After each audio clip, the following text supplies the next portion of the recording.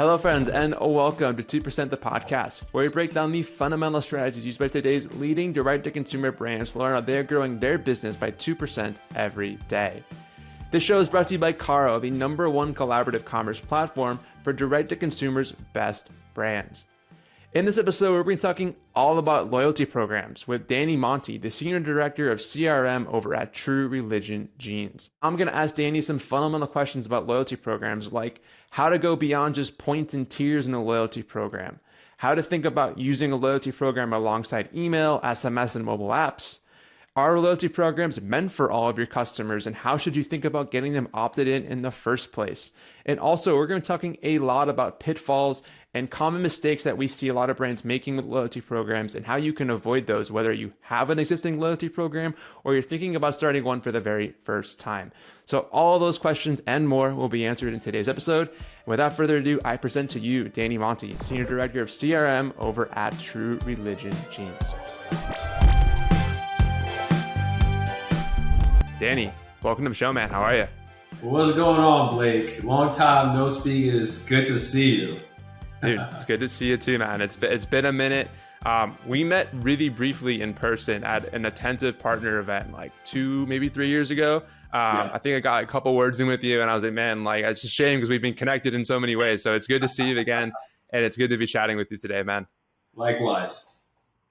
We're going to be chatting a lot about loyalty programs today, about some retention best practices in between that, some not so good maybe practices and how to avoid some of those things, and also just pick your brain, man. I mean, you're a vet in this space, and I think have a lot of insight and knowledge to bring to the conversation. So hopefully we're going to get 2% better as marketers and also really on our loyalty programs. But before we dive into that, man, who is Danny Monte? Could you just share a little bit about you, your background, like where do you come from? Sure, and thank you for the intro. Thank you for calling me a marketing vet. I appreciate that. So I'm from Brooklyn, New York. I have about 9 years of marketing experience, so definitely up there. Started out interning simultaneously at a record label, Bada Bing Records, and an online hip hop radio station. That was like right after college. Wanted a lot of experience. Understood that it was hard to find a job in marketing if you didn't have any experience. So just really worked on those internships, and then that landed me an opportunity at an affiliate marketing company. Started out as a email marketing coordinator, and within 1 year, after working my tail off, I had the opportunity to be a manager, but also to launch my own subdivision, which has never been done within the company. So I did that for about 4 more years. And, super successful, owned and ran like 5 different affiliate sites. But I wanted to see how good I was outside of the company umbrella, since that's all I knew. So that's when I picked up a gig at a famous, popular online fragrance company, where I pretty much scaled their subscriptions by 33% in the span of 6 months. And then after that, I picked up the opportunity to launch a retention program at a digital marketing agency. So I scaled like 60 to 70 brands in like 2 years. And now I'm at True Religion, right? Where I'm overseeing the email, SMS, loyalty program, whether that's in-store loyalty experience or online loyalty experience and mobile application. So it's been a fun ride so far. I love it, man. I have a music background myself, coming from like kind of more creative side. I was a musician before jumping into marketing. So it's great to hear the background as well and kind of that evolution over time as well. I mean, I think like there's a lot of parallels in music to marketing, and obviously all the creative angles I think that come from that as well. Yeah, I think, when it comes down to like inspiration, right? Like, typically like the number one question is like, what other brands are you looking at to draw inspo from like email campaigns or SMS campaigns or just like a proper rollout? And it's really enough. I look at other brands, but I don't really look at their email and SMS play, right? It's kind of, so I bring it back to being a music artist, right? When you have like that music background, it's very common for musicians to say they don't really listen to music in their niche. Typically listen to other kind of music, right?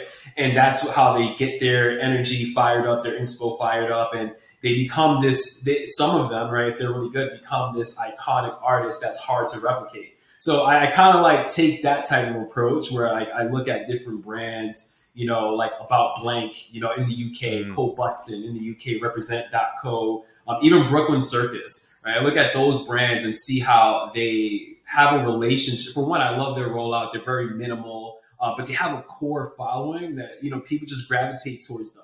So it's weird because I don't look at their email and SMS campaigns. I receive them, but I don't look at it with the retention eye. But I mhm. see how their customers respond to their brands, like whether on Facebook groups or just in social media. And I'm like, wow, like their move, like the way they move is just so freaking dope that I Yeah, have to see how we can do that at a larger scale. And that kind of keep my juices going, like these intimate brands. Because typically when you're at those, like at that stage, you're like relentless. It's like, hey, customer totally. first, right? And that's what I like. It's about like artistry, right? You typically like to see what new artist is coming out, and if you study Drake, he's usually collaborating with like these younger artists. So it's like for Mhm. me, I'm looking at these younger brands who have nothing to lose because it's their first shot at this, Oh, sure. and just seeing how fearless they are, right? And just taking that in and sort of using that and trying to concoct my own formula within my level at True Religion.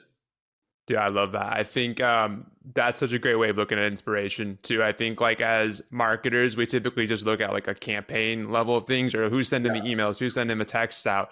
But like to pull it back to that, I think that's where a lot of originality comes from. Like on the artist level, like that's kind of I feel like I've always approached inspiration myself is like you kind of look at like who like that level of fearlessness and like what is the next generation kind of evolving on like where are the trends and what can you kind of pull out of that as well. I love that, man. I was going to ask you that question, so you actually beat me to it. But on the kind of other side of that too, I wanted to ask you just more generally, what's one of the worst email or text campaigns that you've recently received? Yeah. So, okay. So I've actually seen, all right. So weirdly enough, I won't say the brand, but I was a part of a post purchase journey and I didn't purchase. Right. So this happened recently, like maybe like 3 days ago. Right. I was Mm-hmm. like really in debt, like really like into the abandoned cart journey, like looking at the products. Right. And I'm just speaking retention because that's the best way to put it. But I was Sure. looking at the product, haven't pulled the trigger on it yet, received like some respective abandoned cart emails. And then all of a sudden, out the blue, I received, hey, before your product arrives. And I'm like, hold up, what? What are you talking about? So I actually had to like, it was bad because I actually had to like go into my bank account and see if I actually purchased it, Made a right? purchase, Like, yeah. dude, like I'm like, whoa. So that was definitely one of them, and that's probably just due to poor QAing, right? Mhm. Not understanding, not doing the full end to end experience. It could Sure. be just simply rushing for implementation. I've also received like an email that directed me to the opt out page, and it was a product rollout. Like, but that was like years ago. That was a bad one. Definitely That's the a blunder. worst that I've ever received. Damn, they gotta audit their Klaviyo flows, or it sounds like maybe. Um, a couple more rapid fire questions before we dive into loyalty programs. I promise. What's some bad advice that you see given often to retention marketers or D2C brands? All right, some bad advice. Okay, in terms of more so the action itself, it's like retention marketers. We typically hear, we understand retention, we love retention, but then at the same time, we're ambushed with, hey, can you send another email? Can you send another SMS because performance Mm, is down? So in terms of advice, is more so the action that leads to anti-customer centricity, right? Where we're not marketing basics 101, you have to be customer centric. And sometimes, it could lead to the retention marketer veering off. And we have to stay true. We have to understand that, we can't sacrifice the dollar for the customer relationship because that mm, then ruins the Picasso, right? You have this yeah, plan to build a long-term strategy. And now these just another emails, another SMS is getting in the way of that. And it can really lead to an increase in the opt-out rate. Now, it's very easy to get into like the numbers, right? And not right, really seeing the person. So you typically it's asked with the, hey, well, if the opt-out rate is whatever, because you don't know who your customers are personally. sure, But we see right, that as marketers. So I definitely think that, you as a marketer, you have to stand firm, despite the type of friction you will get from stakeholders or clients or your boss if you're on the brand side. And no matter what, it's like you have to be customer centric, right? Another call out too is just maybe there was like this phase where everyone was like, hey, is email dead type thing. It's kind of disrespectful to me because I started out with the email background, right? And I do Yeah. just want to call out that even if email is Stone Age old, it's still valuable, right? It's Right. still, for a lot of brands, even on our side, we're seeing the power of email marketing when it's done right. So maybe what's old is just the way it was built or the way the strategy was at that time. We just have to evolve as we go, and we just have to be more personalized, which is definitely the direction everyone should be going into. 1,000%, man. And I love what you said. The previous question, don't ruin the Picasso as well. I think in like looking at that bigger picture, it's easy to look at data and say, well, hey, if our opt-out rate is X%, we can afford to send this email, this text. But in that percent that opts out, whatever, those might be your best customers that just opted out because you had to send that umpteenth email, that SMS, whatever that is. I know there's a balance to strike, but so true. And then I think also, yeah, like email, anyone who says email is dead lives under a rock, has no reality being rooted, I feel like, in that statement. Like Yeah, email is, I mean, I came up as an email marketer. It still is the ultimate, I think, retention play for a digital marketer at least. indeed. But cool, man. All right. Well, that was great to get to know you a little bit more on that level. I want to transition into loyalty programs, the meat Yep. of this conversation. So loyalty programs, obviously, retention marketers know can be hugely impactful if done right. Given the right customer incentives, and if it's stitched into the rest of the retention kind of focus, it can truly be like a 1+1 = 3 play, I think. But I think there's a lot of ways that folks go wrong, or maybe they don't really feel the sense of how it fits into the broader strategy for retention. So can you just talk to me a little bit at a high level about the True Fam Loyalty Program?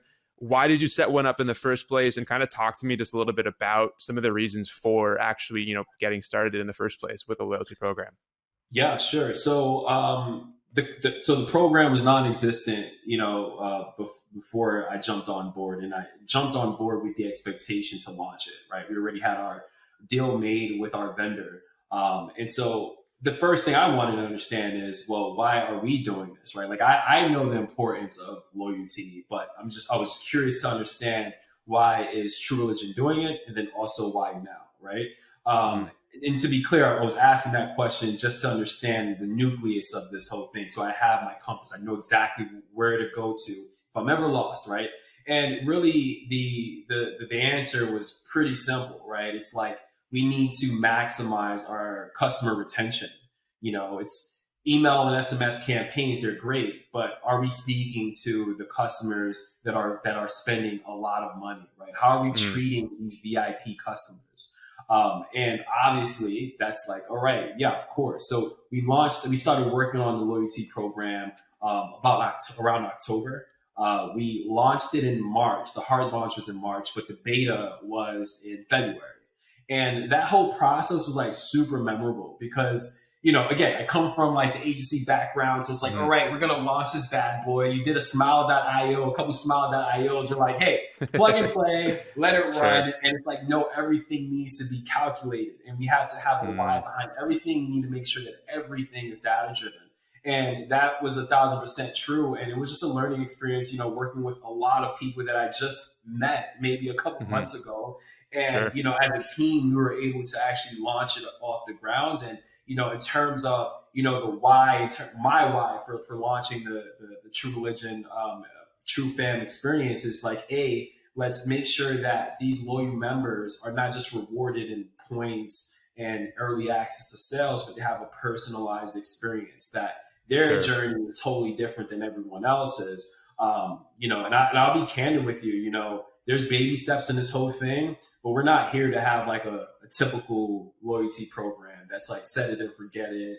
It's like, no, we're here to have the best one, right? Like I love how that. can we separate ourselves from everyone else, and how can we sort of revolutionize the True Fam experience, the loyalty program experience? And that's the goal. And so there's a lot of things that, we have in the roadmap that once we get to is going to really shake things up. But in the meantime, it's just a matter of making sure that we execute everything that we promised. And so the loyalty program itself, the name True Fam, is actually inspired by someone who works on our team.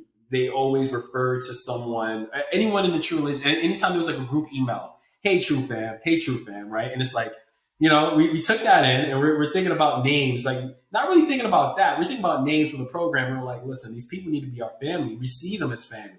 And then it clicked, True Fam, right? And then we brought in the person who actually came up with the name, and so we have that. And the next step was, okay, well, what's the concept?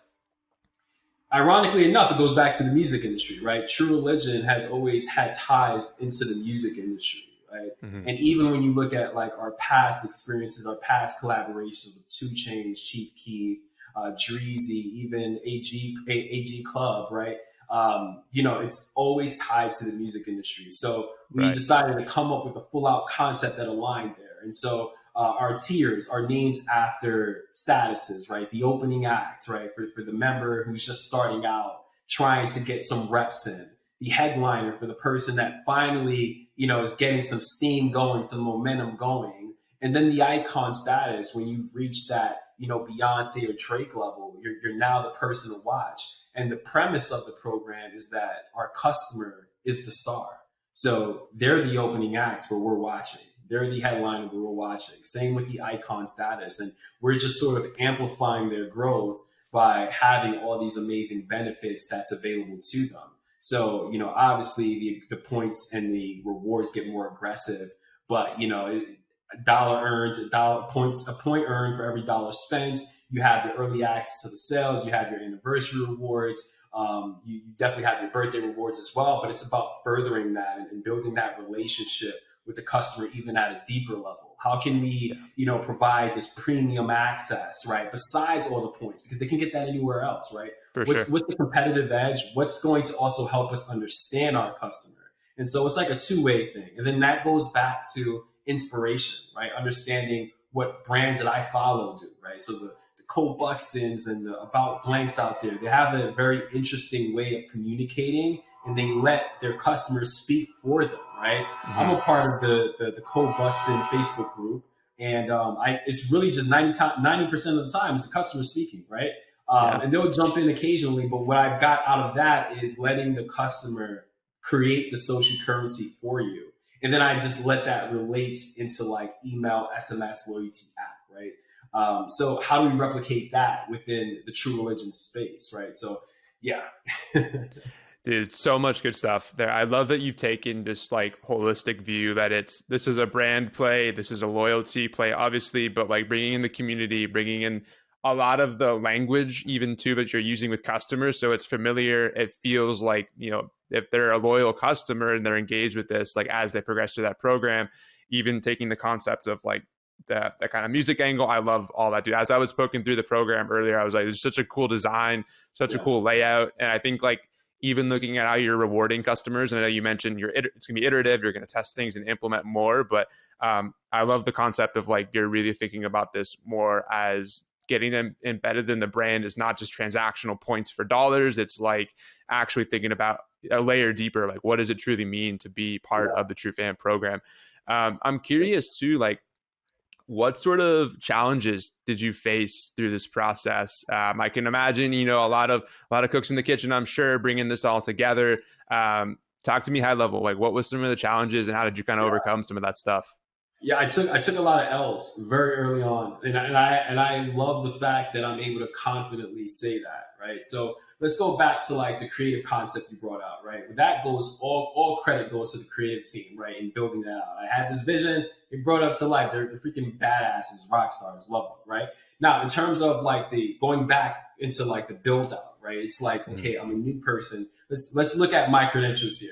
A lot of my experience, 95% of my experience is based on startups, right? Whether that's working at an affiliate agency, right, an affiliate company that was a startup. I worked directly with the CEO on that, and then going into the popular online fragrance brand that was also a startup, and they're crushing it now. Really happy for them. But I've also worked directly with the CEO, building that relationship, and then going into that digital marketing agency. Internally, I'm working directly with C-suite, but also with clients. I'm working directly with the stakeholders, with the CEOs, the CMOs, etc. Right, and also just having that intimate connection. Now I'm in a machine, right? So it's like, okay, this is a different experience, and it's really just making sure you get everyone's blessing. And I think that Right. taught me more than anything, just make sure you don't step on anyone's toes, right? If there's something that's within someone's space, you connect with them. And so I'm coming in guns blazing, and I'm like, oh, okay, I should check in with this person Sure. and build with them. And I think too, what I love about like where I'm at is mercy, right? Everyone knew the game. Everyone knew where I came from, and everyone knew that I was brand new. I was into this company, so it's just good when you have like that positive energy, and everyone just being graceful about like, hey, this is a new experience, and it was fun. Like I'm never gonna forget it because everyone is like, okay, this is a new challenge. We've never created a loyalty program like this. We all were trying to figure it out as we were going. And it was a lot of areas of error for me. There was a lot of errors that I've committed, but I'm grateful that it happened pre-launch and we were able to clean it up before, Totally. after launch. And even with launch, there's things that, you want to work on. It's just a matter of, hey, let's make sure we execute everything that we were promising our customers, trying to make sure you have all your ducks in a row. The loyalty program is still new, right? But yeah, I'll probably say that's like the most memorable, like, speed bump here. And again, I'm just grateful for everything. Grateful that I went into that experience because, you learn from it. It's like what I love the most, to be candid, is just failure, right? Like Yeah. you are you are what your failures are, right? Like if you fail big, that means you're going to be a greater person, a greater individual, a greater professional because you actually learned some crazy cool stuff. And it's like, Yeah. okay, I failed this one. This is cool. Now let's move on from it. Let me assess it. And that's the thing too. You got to fail fast, but you also got to assess what went wrong so that you can have a Right. better, next go around at it. That's a great kind of call out too, is like, failures are also opportunities to learn, and how you actually assess. I think as a great marketer will tell you, like, I think like being able to assess those things and learn from, and then actually make those necessary pivots over time. I love Yeah. that you're open about this too, man. And yeah, like from my experience, at least as a retention marketer, like no rollout is going to be seamless. There's going to be speed bumps along the way. You're going to have to iterate. You're going to have to collaborate with other departments and like getting things together. And it seems like, as well, like you kind of have the mindset too, but this is an iterative kind of process as well. So I think that's a great outlook to have, man. And I actually commend you a lot too for being open about that. Because I think we see a lot in this space. Everyone's like, yeah, it was a piece of cake to do that. And it's like, typically No, it like wasn't. there's, Dude, yeah, we were tailoring it. So it's like every idea we had. So the thing is, it's like we had all these ideas, and it's like, okay, well, can the platform support it? No. But we have the IT team who's like, shit, we could do it. So I'm like, all right, cool. So we started getting more like tailored toward the customer, and that then presented new issues when the time came about. But yeah, it's like, no, man, like I think we all need to be like more transparent. It's never just a breeze. And, like I failed a lot. And I think, if anything, like my benefit, like who I am is because I'm a hustler. I'm not the smartest in the room. I just grind hard. And I think that's like quintessential to anyone's growth, right? I've seen people who were extremely, talented, but just didn't have the drive and unfortunately didn't amount to what people thought they would.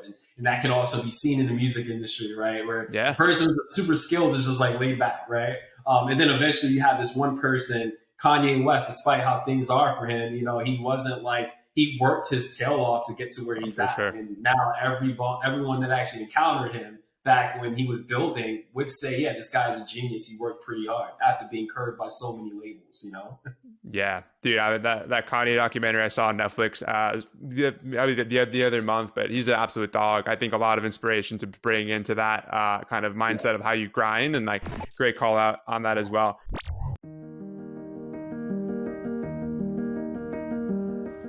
Welcome to Caro, where the world's top brands and creators come together to sell each other's products through cross-store selling.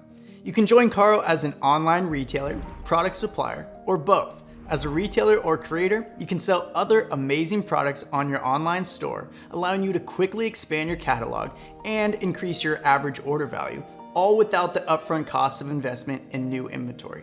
You simply sell more product and collect a profit. As a supplier, Carl opens up an entirely new sales channel, making your products available to be sold on thousands of other top brands and top creators' stores. Orders are sent right to their Shopify order queue, making fulfillment super easy. You're always in control as a supplier, choosing what products to make available to the network, what retailers you work with, and the margin that works best for your business. It's the biggest no-brainer in the history of e-commerce. There are literally thousands of brands and creators. Our team is ready to help you find a perfect pairing to your brand. What are you waiting for? Join Caro and start selling more together.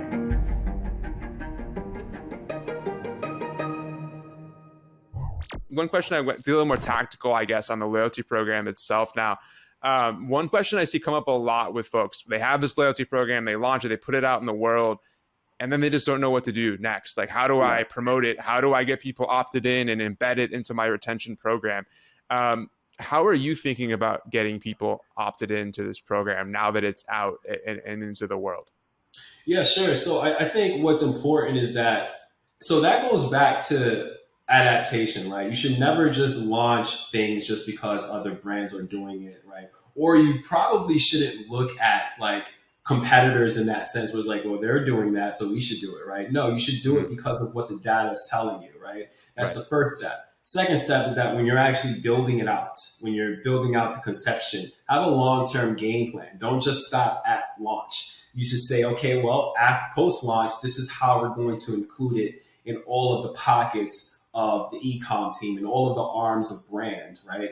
And after you do that, you just start implementing based on that, right? But you should also get everyone's take on these things. Like, so going back to like the errors that be during the planning stage, what I've learned is, hey, collaboration is like really, really important in the sense of, get everyone's blessing, especially if it's going to be within someone's space, right? So you do that, and next thing you know, they have a whole bunch of other ideas like, hey, look, this is what I think, right? And what's great is that loyalty program, though it's within the retention space, it's not just my program, it's Creative's program. It's IT's program. It's the entire company's program. I just so happen to hold it in my, in my department, but it's everyone's built. And so everyone's take matters. And so you just sort of have to be like this open book, take all these different ideas and sort of execute a plan based on that. Right. And then just making sure when it comes, so let's just say you didn't do that and you're like, well, shit, where do I go? The next step now is to figure that part out. What is the long-term strategy? What do you want the customer to achieve when it's all said and done, right? What do you want the program to achieve when it's all said and done?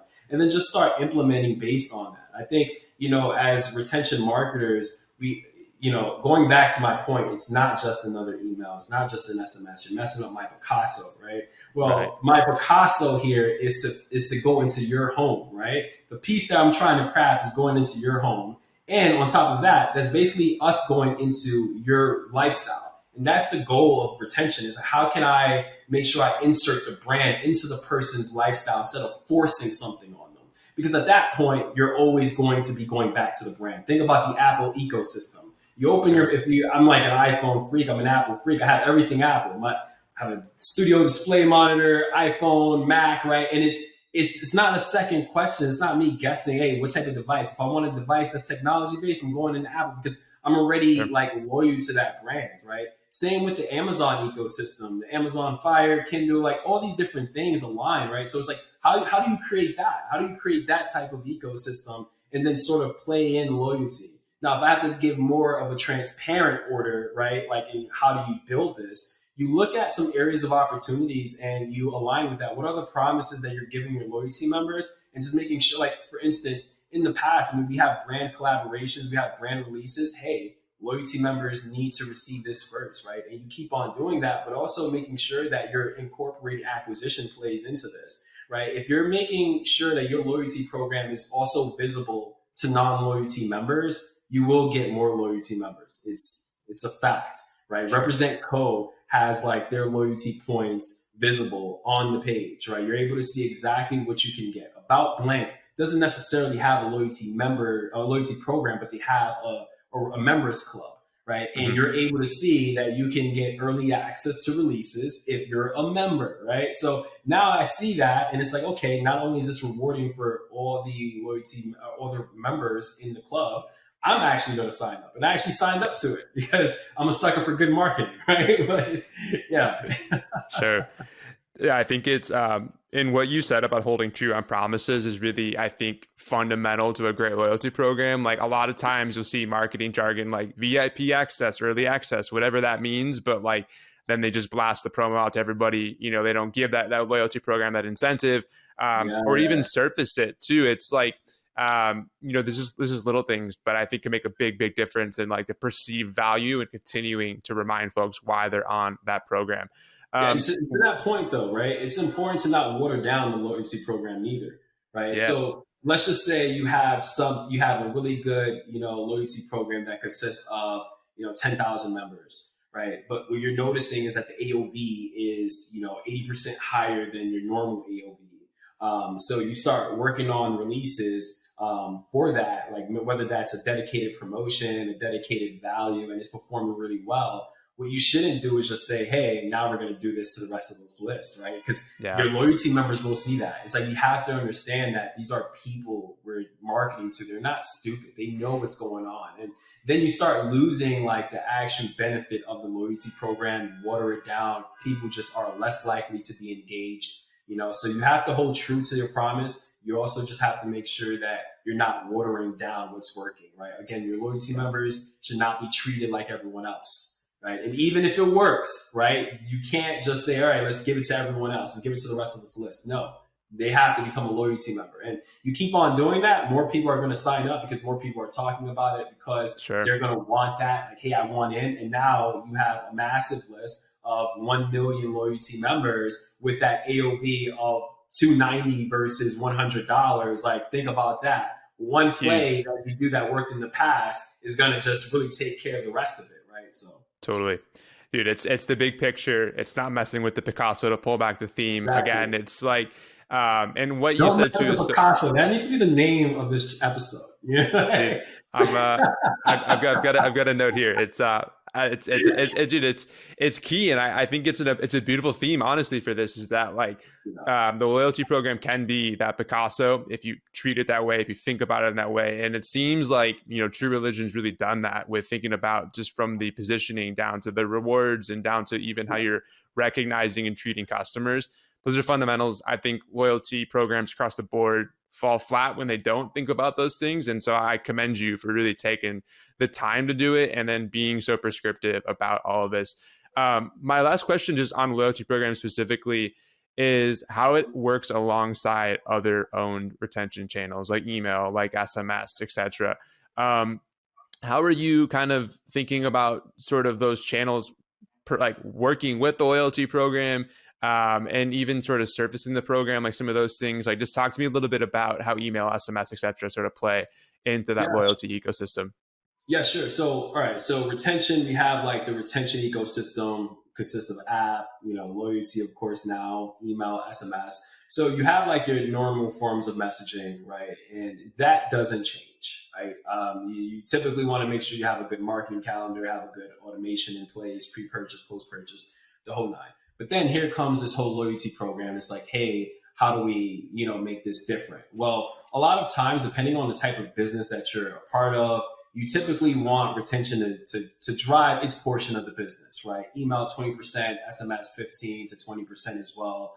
With app, 40% contribution, 45% of contribution, right? But then there's this uncharted territory. There's loyalty, right? So what do you do with that, right? Well, you do everything that you want to do with it, right? You do everything that you wouldn't normally take risks on a bigger list because you understand that with failure could come, a hit to the bottom line. But you start being more editorial, right? You treat it like a club and then you integrate it within the ecosystem, right? Making sure that the linking is in place, making sure that the journeys are in place as well. And you start really getting that good old content in, that good old experience in from end to end. I think what's important too is just visibility within the loyalty program. Like it's not just you being a part of the loyalty program, but it's also having that messaging across all of the campaigns that you open because you want to be reminded that you are special to us. So whether that's a banner that's in place or a certain user experience when you're on the website, like these are all things that is going to make the customer feel special. But it's also about going outside of that, right? So what else you can do digitally? Because all these things are technically asks, right? We're asking the customer to spend. Of course, we are giving them these aggressive rewards, but what else can we do outside of that that's also going to fit within their lifestyle based on what they like, right? And yeah, I can't say too much about what we plan on cooking up, but we're working on something. I'm stoked, man. We'll have to bring you back on at some point to talk about some of those things a little bit further. But I think it totally makes sense, man. And when I launched my first loyalty program back a couple years back, one of the things that we always tried to think about was how to surface the loyalty program to those who were not opted in yet, and how do you do that tastefully, but also not be like a total pest of every email you send. It's like there's the banner like right up there, join it front and center. Obviously, there's some ways to kind of do it, but how do you think about that? How do you think about like getting that person opted in, but not beating them over the head so they opt out of the email program altogether, for example? Like how do you tackle that?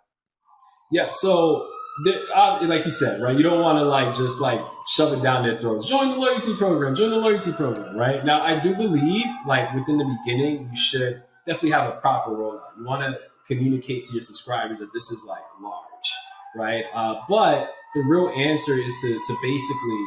I'm sorry. There's Oh, you're good. You hear that? Oh, it's loud, man. It sounds like I live in Wynwood, Miami. There's just cop sirens and shit. It's let me just give it a minute here. Oh, you're good, man.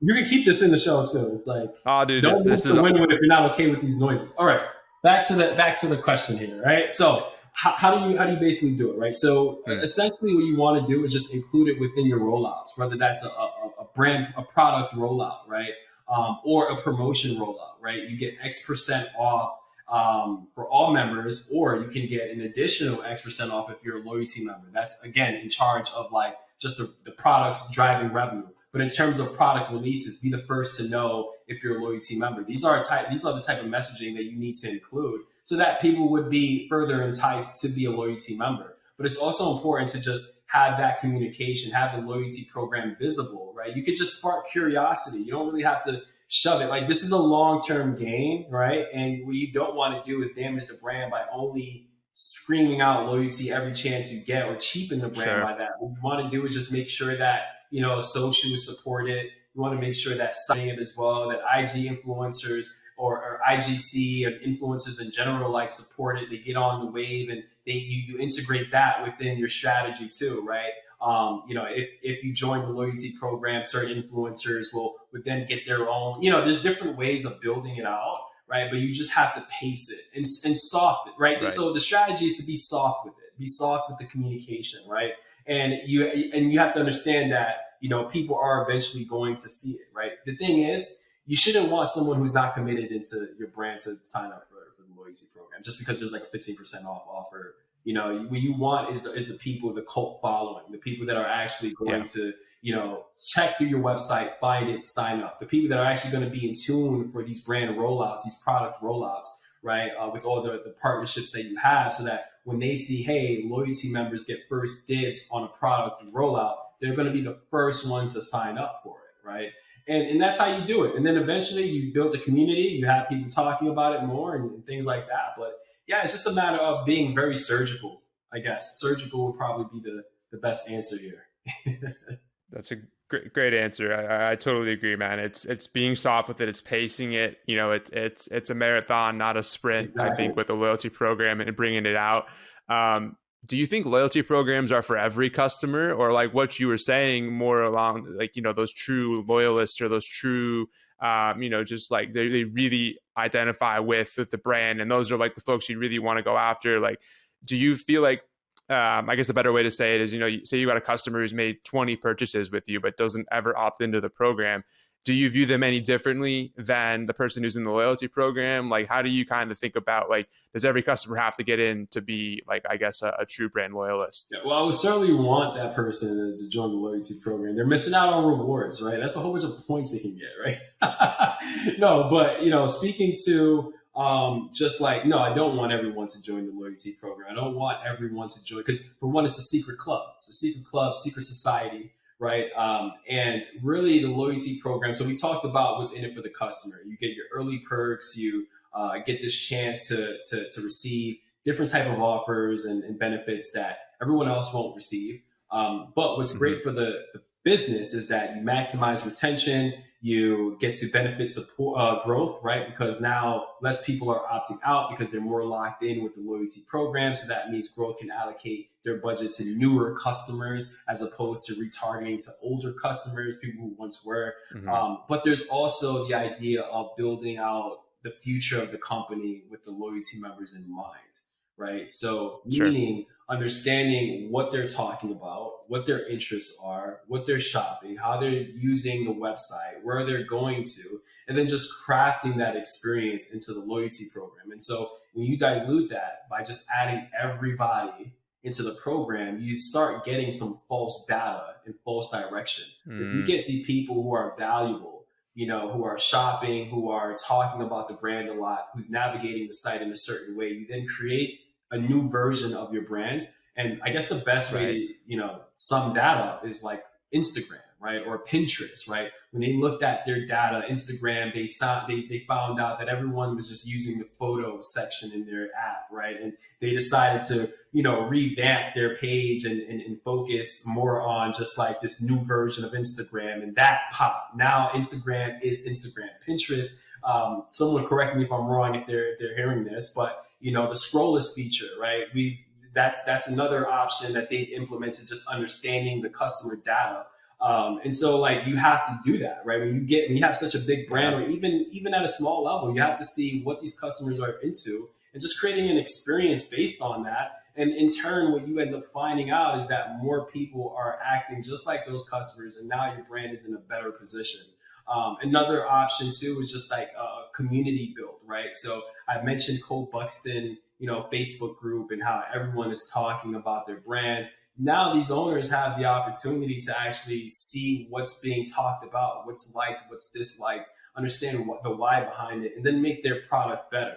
So it gives not only the opportunity from like a structural standpoint to make the brand better, but also just from a product quality standpoint of understanding what the want is, what the diswants are, and just giving more of the wants and less of the dislikes.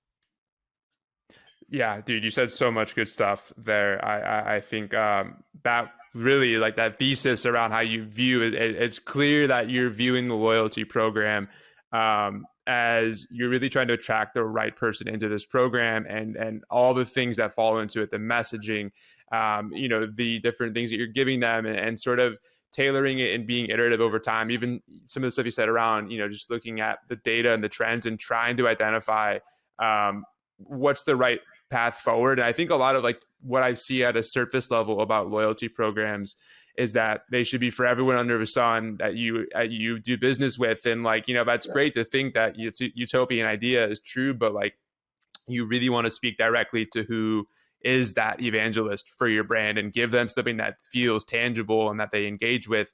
Obviously you want to get as many folks opted in as possible, but having an identity and speaking directly to that is so important. So I think that's a big takeaway for me, man, is that like a great loyalty program does that at its core and doesn't lack, it has focus, I think. And that's like, that's the $1 million opportunity, I think, with a loyalty program, is that you're just laser focused on serving that market. Yeah, definitely. Yeah. Dude, well, this has been super cool, man. I appreciate you just kind of, giving us an under the hood look, so to speak, of the early stages of this program.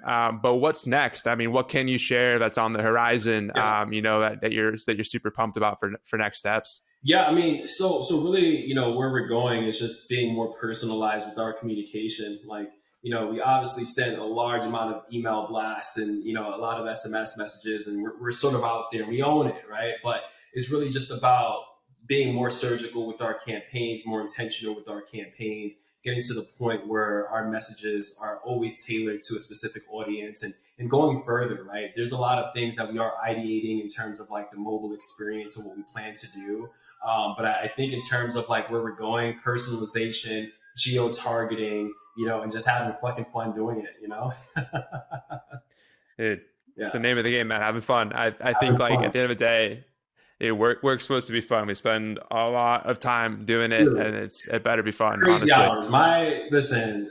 I send people are getting emails around 2 a.m. with me, man. 2 a.m., 6 a.m. It's like, when am I ever sleeping? That's why it's like, all right, When do you sleep, man? Yeah.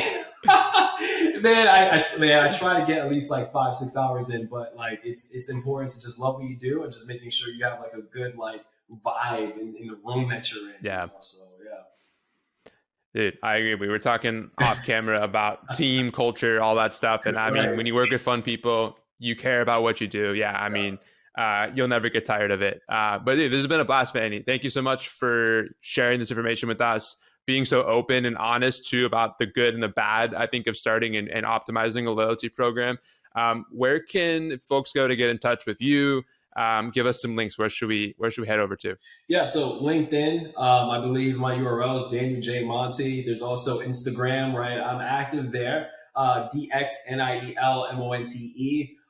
But shoot, there's also my email address. I'll put that out there, danieljmonte@gmail.com. If anyone has any questions, or just, brainstorming, like shoot the shits. Like I'm always down to talk marketing. Like my brain is always like working in that way. So yeah. Hell yeah, dude. I'll link out to all that stuff. But Danny, again, thank you so much, man. You're welcome back on the show anytime. Yes. And I can't wait to see where this program goes, dude. I feel like a lot of things going that sound super pumped just to kind of see where things shake out. And wishing you guys nothing but the best for 2023, dude. All right, thanks, Blake. Appreciate you. Thanks so much for watching today's episode. I hope you got 2% better for watching. And if you haven't already, consider giving this video a thumbs up and subscribing to the channel so you never miss another episode. We have a variety of e-com topics to talk about this season that's going to get you 2% better each week across a variety of topics. Also, if you want exclusive content not covered in these episodes that's super tactical, head over to getcaro.com/podcast. You'll find full episode recaps, transcripts, and so much more content that we don't have time to cover in these episodes. Lastly, if you want to continue on the journey right now, I encourage you to do so. I will link to another episode right here. You can take advantage of that. Click just right there, and that'll take you to that episode. And with that, I'll see you next week on 2% the podcast.